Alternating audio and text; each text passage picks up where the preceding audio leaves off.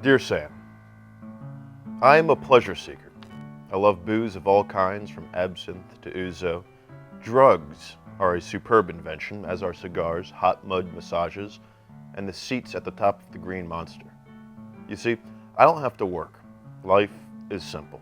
But last week I saw a guy scratching out the dried chewing gum from the pavement, and I thought, damn, that looks miserable. Better him than me. Weird as this sounds, that thought made me feel bad. And so, am I wrong to always be seeking out pleasure? Please tell me it's all good, Sam. Please. Yours, Ed. Well, Ed, it isn't, if you ask the philosophers. I mean, this is a pretty ascetic group, they're not very much inclined to say, go wild, do whatever it is that makes you feel good. I'm saying there's not a lot of out-and-out hedonists. In fact, the idea of hedonism has sort of weirdly peeved off a lot of philosophers. Plato said that a hedonist is someone that lives like an oyster. Now, I really have no idea what that's supposed to mean, but I'm pretty sure you're not supposed to want to live like an oyster. G.E. Moore, a British philosopher, he said that hedonism is obviously ridiculous because perpetual indulgence in bestiality is clearly wrong.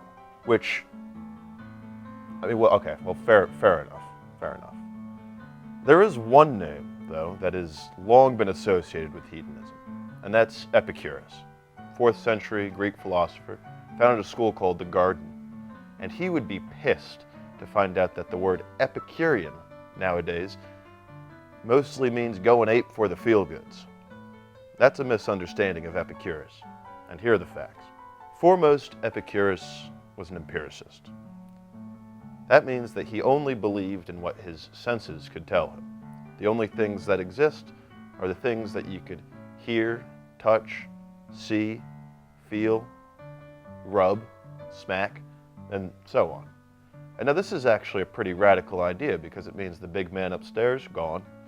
Plato's forms, gone. The immortal soul, gone. The only things that exist are just the real, physical, brute stuff of the world. So let's follow Epicurus and make an observation. This will surprise exactly no one. People pursue pleasure. People like pleasure. People are wild for pleasure. If you were to poll humanity, I bet pleasure would be number one on the list of things that people like. And now Epicurus thought about this and said, you know what? Maybe pleasure is good. Or rather, even, maybe the good is pleasure. Why else would people pursue it so doggedly?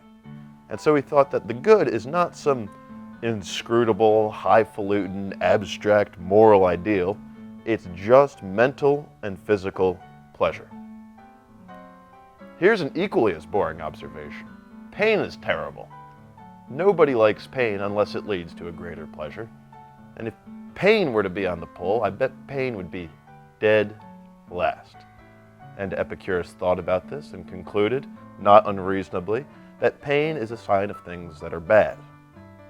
And so from this, you get the idea, the big takeaway is that people should maximize their pleasure. They should go after it, because when you don't, in comes anxiety, fear, grief, all the things that make life a bummer. So does this mean that we need to go after pleasure 100% of the time? Does it mean that I need to indulge every passing desire I have? Thank heavens, no. So it seems like Epicurus is giving you the green light, but he's not really, because he never says what pleasure is in a positive sense. He says that it's only the absence of pain, that it's freedom from the crappy parts of life, that it is liberation. And so the things that give you pleasure, Ed, lots of booze, too much smoking, the sun on your beautifully toned chest, yes, they're great, but someday they will result in a torrent of pain. And then you haven't maximized your pleasure at all. And so then you're just putting off the suffering that will one day happen to you. So Epicurus is saying, yes, go for it, but just don't be a dick about it. And I think that one of the ways you can not be a dick about it is, and it pains me to say this, moderation.